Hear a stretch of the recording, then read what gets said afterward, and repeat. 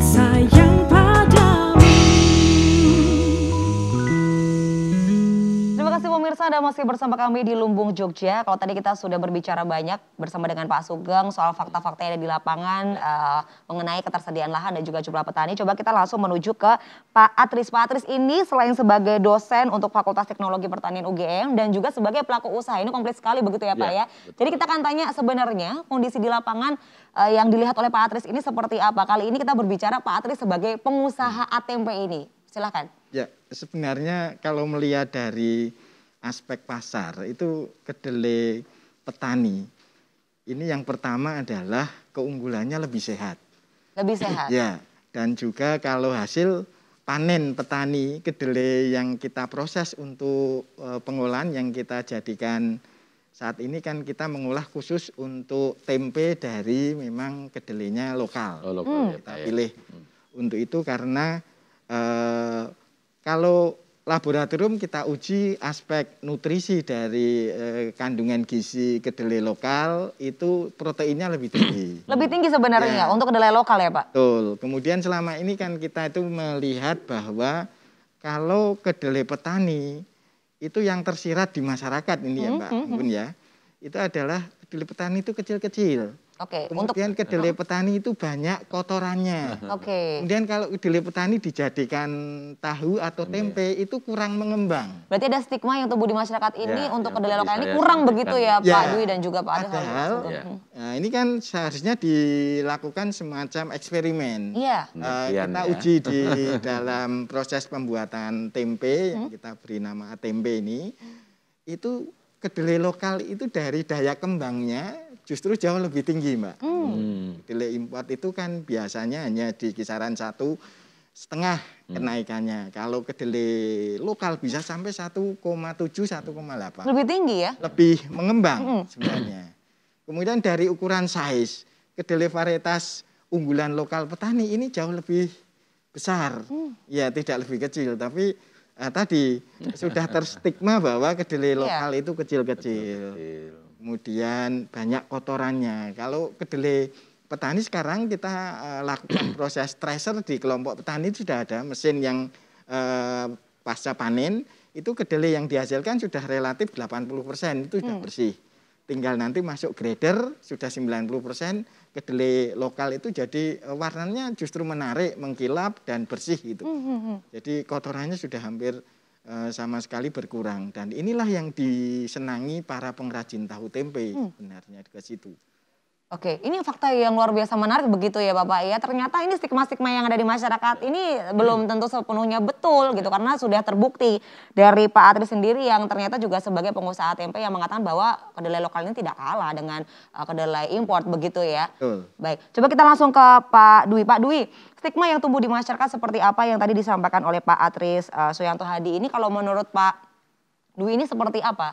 Apakah memang betul kedelai import ini lebih bagus dan juga kedelai lokal ini sebenarnya kurang begitu atau seperti apa? Atau mungkin pemerintah juga sebenarnya kurang mengkampanyekan untuk menggunakan kedelai lokal? Silakan. Jawabannya sudah jelas tadi bahwa kedelai kita itu dari sisi nutrisi kita lebih baik. Nah persoalannya masyarakat itu mau mengkonsumsi tempe itu hanya sekedar makan tempe atau ada misi yang lain bahwa saya makan tempe supaya nutrisi saya terpenuhi kan begitu. Iya. Nah ini yang sebetulnya begini. Tetapi kita tidak bisa menyalahkan bahwa pengusaha tempe ini ngomongnya orientasinya profit. Iya betul. Ya kan. Ketika bicara profit pasti dia akan menyajikan tempe itu bisa menarik. Ini belum ngomong kualitas loh. Iya. Kadang-kadang sekarang masyarakat ini ngomongnya penampilan, tapi tidak tempe itu berguna seperti apa itu tidak. Tetapi penampilan tempenya itu menarik atau tidak. Casingnya dulu. Iya, casingnya dulu. Persoalannya casingnya dulu. Nah, lepas dari itu semua, dari menjawab tadi data-data tadi bahwa kebutuhan kita sebetulnya 38 sekian dan kita bisa hanya 8 sekian gitu. Apakah lahan kita ini belum mencukupi? Sebetulnya ada, kita punya lahan. Sebenarnya punya? Saya punya. Kalau saya mengatakan punya lahan. Oke. Persoalannya adalah tadi sebenarnya Mas Sugeng sudah menyinggung bahwa karena petani selalu diombang-ambingkan oleh harga, itu pertama. Yang kedua, tidak ada supporting kaitannya dengan teknologi pertaniannya untuk kedelai itu sendiri. Ini menjadi masalah loh ya. Nah, sebetulnya kami ada masalah tadi kaitannya dengan bibit, ketersediaan bibit. Sebetulnya ada pergub yang sudah merekomendasikan kepada BUMD Tarumartani, ya kan, untuk ketahanan pangan. Saya selalu ngomong ketahanan pangan itu nggak setuju ya. Kemandirian pangan. Kemandirian pangan. Karena itu berbeda. Kalau ketahanan pangan supaya ini tercukupi, ekspor selesai. Yang penting tahan. Tapi kalau yang penting tahan. Betul. Kalau kemandirian, bagaimana kita bisa menghidupi dengan kita kerja. Oke, berikut Tarumartani sebetulnya sudah diberikan kewenangan untuk membuat pembibitan, betul ya Pak ya? Tapi ini belum terrealisasi nih. Padahal kami sudah ngasih duit 28 miliar.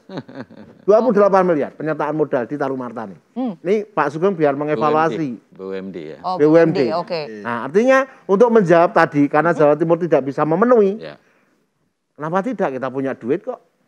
Nah, bagaimana kita? Nah, ini menjadi kajiannya dari Dinas Pertanian, bagaimana kita menciptakan bibit yang akhirnya nanti diproduksi tempe itu dimaui oleh konsumen tanpa mengecualikan bahwa kita harus punya kandungan nutrisi tadi. Makan tempe itu karena butuh sehat sebetulnya.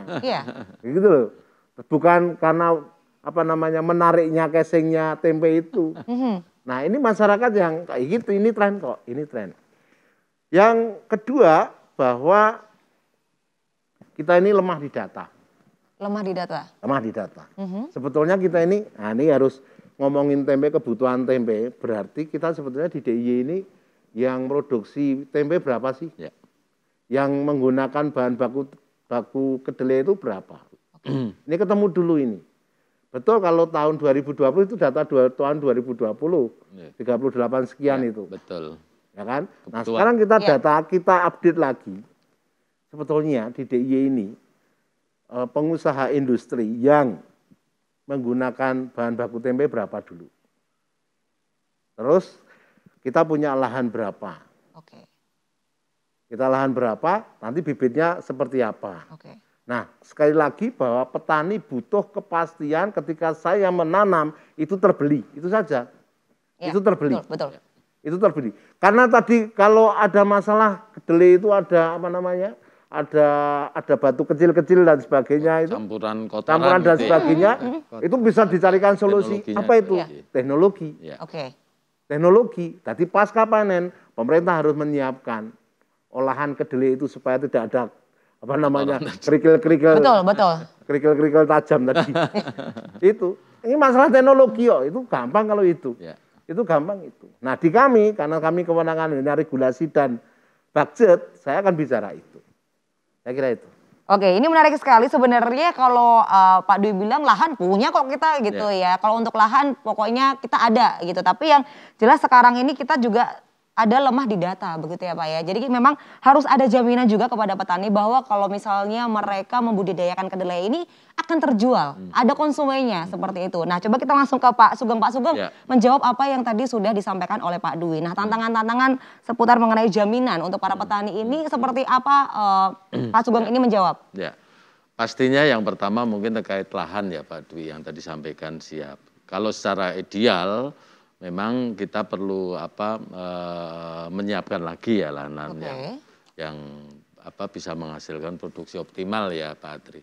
Tapi kalau bicara luasan sebenarnya kami juga punya ya lahan-lahan yang di bawah tegaan Pak Dwi. Yang itu memang belum terdata secara detail kira-kira begitu. Tapi dari luasan ini sebenarnya nanti kalau kami dengan Dinas Kehutanan dan Lingkungan Hidup sudah berelaborasi itu sangat mempunyai satu potensi untuk pengembangan luasan penanaman kedelai. Ini yang pertama terkait dengan lahan.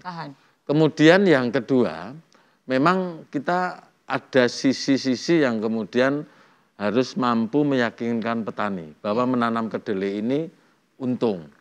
Karena selama ini dengan harga yang kemudian sering tidak terjamin, penyerapan pasarnya juga masih belum clear secara 100% ya. Akhirnya petani dalam mengusahakan tanaman kedelainya ini juga tidak seefektif untuk komoditas yang lain.